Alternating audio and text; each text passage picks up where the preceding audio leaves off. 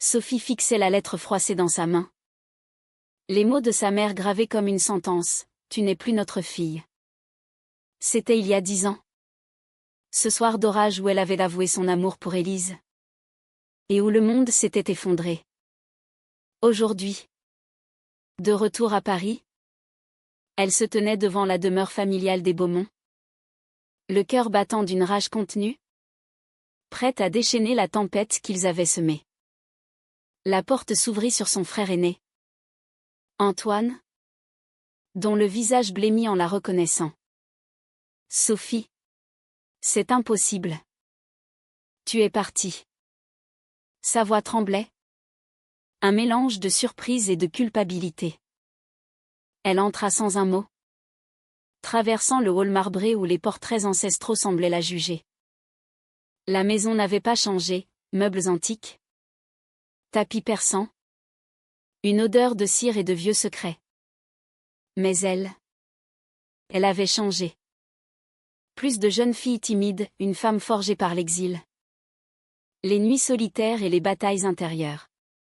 Antoine la suivit dans le salon, où leur mère, Catherine, siégeait comme une reine déchue, un verre de cognac à la main. À 60 ans, elle conservait cette beauté froide, héritée d'une lignée aristocratique. « Qu'est-ce que tu fais ici » demanda-t-elle d'une voix glaciale. Sans se lever. Sophie posa la lettre sur la table basse. Un geste lourd de signification. « Je suis venue régler nos comptes. Maman. Vous m'avez chassée parce que j'aimais une femme. Élise. Vous vous souvenez d'elle? Celle que vous avez traitée de perversion. » Catherine détourna le regard. Mais Sophie vit la faille, un tremblement imperceptible. C'était pour ton bien. La société. Notre nom. Balbutia-t-elle. Antoine intervint. Tentant de jouer les médiateurs, Sophie. Les choses ont changé. Papa est mort l'an dernier. On peut parler calmement. Mais Sophie secoua la tête. Elle n'était pas là pour pardonner. Elle avait passé des années à reconstruire sa vie à Lyon, loin des Beaumont, travaillant comme avocate pour défendre les droits des minorités. Chaque victoire en cours était une revanche silencieuse contre sa famille. Ce soir-là, elle révéla son premier coup, des documents prouvant que la fortune familiale, bâtie sur des investissements douteux, impliquait des fraudes fiscales. « J'ai enquêté, » dit-elle calmement. « Vous avez caché des millions. Si je porte ça aux autorités, tout s'effondre. » Antoine pâlit. Catherine se redressa. Outrée. « Tu n'oserais pas. Tu es une Beaumont. » Sophie rit amèrement. « Plus depuis que vous m'avez rayé de l'arbre généalogique. » La nuit s'étira en confrontation. Sophie raconta son exil, les premiers mois aérés. Sans un sou. Dormant chez des amis d'Élise. Élise. Qui l'avait soutenue jusqu'à ce que la pression devienne insoutenable. Leur relation s'était brisée sous le poids des jugements familiaux.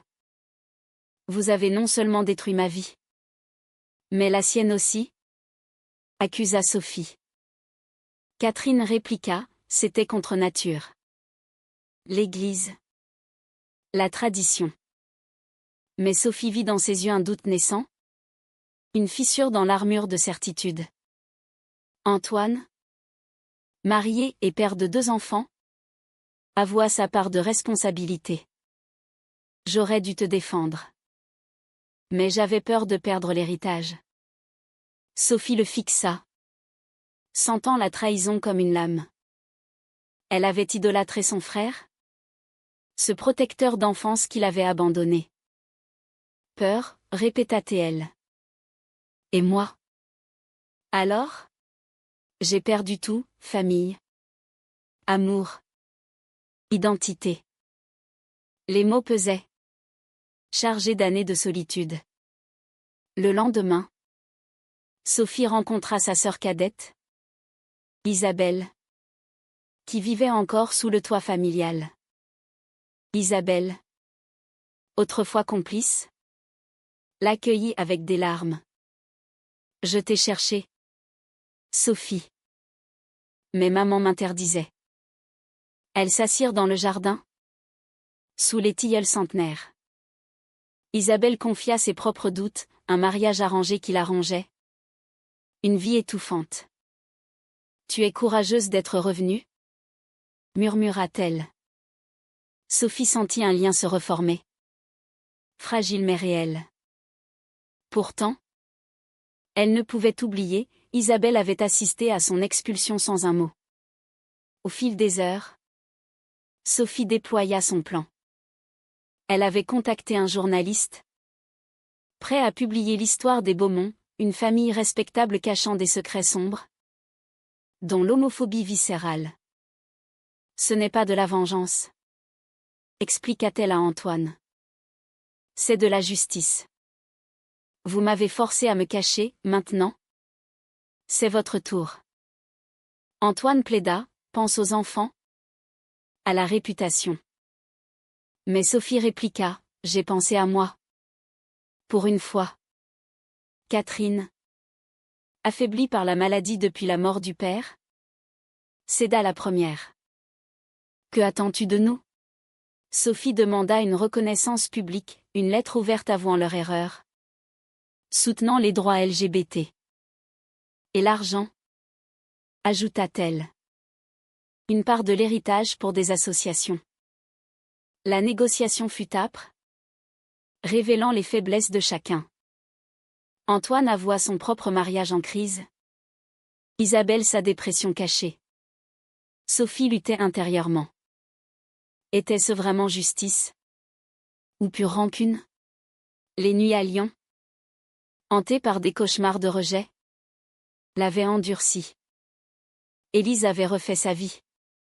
Mariée à une autre, Sophie portait encore la cicatrice. Revenait-elle pour guérir? Ou détruire? Les jours suivants intensifièrent le drame. Sophie s'installa temporairement dans sa ancienne chambre. Un acte symbolique qui irritait Catherine. Les repas familiaux devinrent des champs de bataille verbaux. Tu nous imposes ta présence comme une punition? Lança Catherine un soir. Au dîner.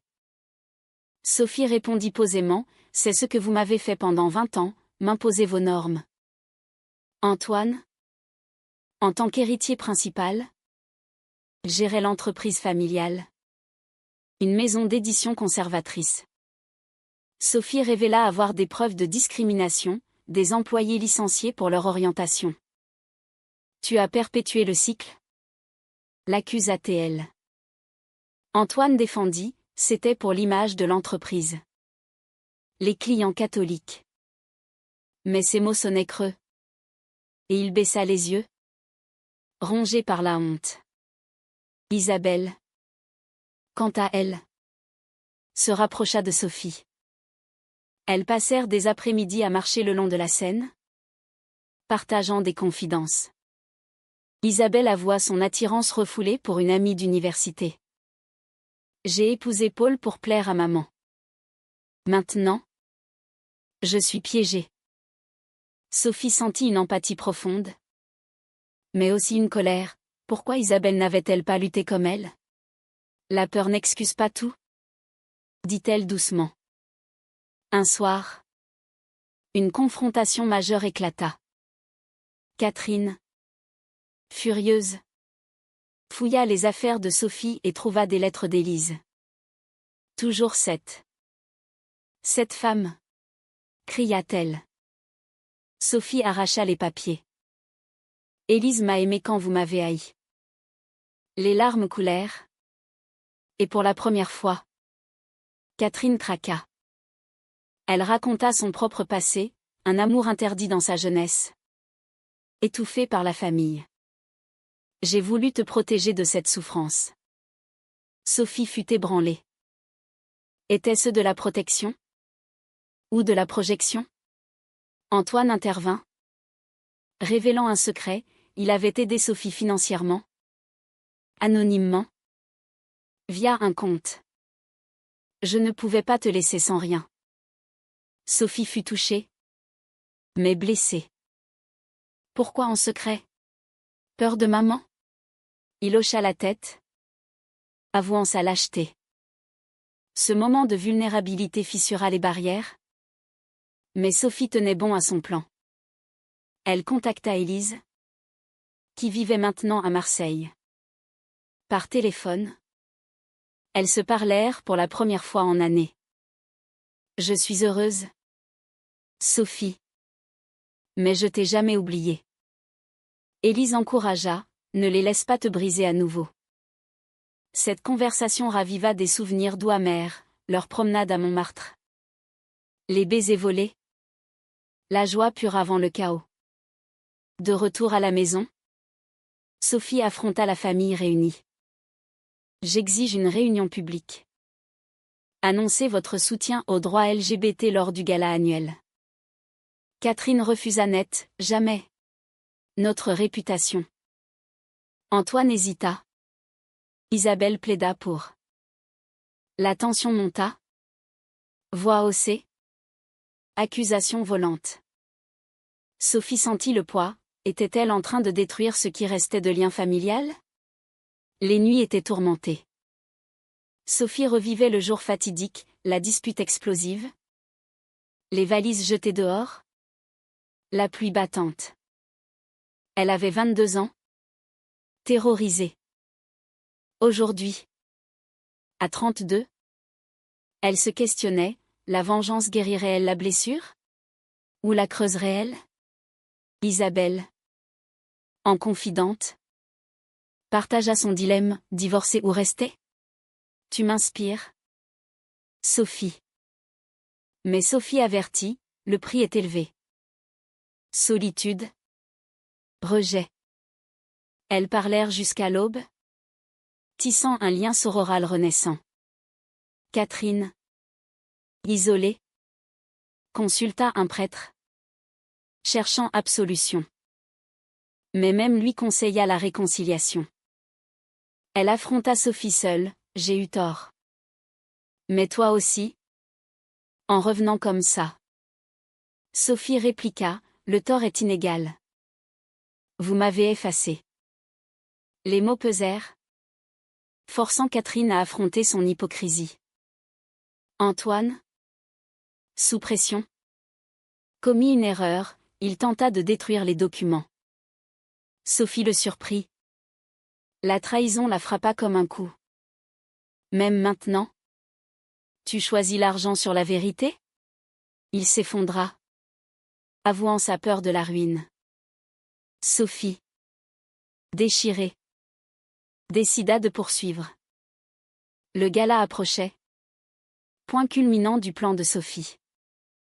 L'événement, tenu au Louvre, réunissait l'élite parisienne. Sophie y assista incognito, observant sa famille. Catherine, élégante en robe noire, masquait son anxiété. Antoine, nerveux, serrait la main de partenaire. Isabelle, à ses côtés, jetait des regards complices à Sophie. Pendant le dîner, Sophie se révéla, s'approchant de la table familiale. Murmure dans la salle. Bonsoir. Tout le monde, dit-elle avec un sourire froid. Catherine blêmit, pas ici. Mais Sophie ignora, s'adressant à l'assemblée via un micro volé. Je suis Sophie Beaumont. La fille effacée. Ce soir, je révèle la vérité. Le scandale éclata. Elle exposa les fraudes, l'homophobie, projetant des documents sur écran. La foule réagit, choc. Applaudissements isolés. Antoine tenta d'intervenir, c'est un malentendu. Mais Sophie poursuivit, ma famille m'a chassée pour mon amour envers une femme. Aujourd'hui, il paie. Catherine s'effondra en larmes, quittant la salle. Isabelle suivit, soutenant sa mère. Antoine, Furieux. Confronta Sophie backstage. Tu as tout détruit. Elle répliqua, non. Vous l'avez fait il y a 10 ans. Il admit finalement, j'ai été lâche. Pardonne-moi. Les retombées furent immédiates. Médias s'emparèrent de l'histoire, scandale chez les Beaumont, homophobie et fraude. Actions en justice menacèrent. Sophie. Interviewée. Défendit, c'est pour la visibilité LGBT.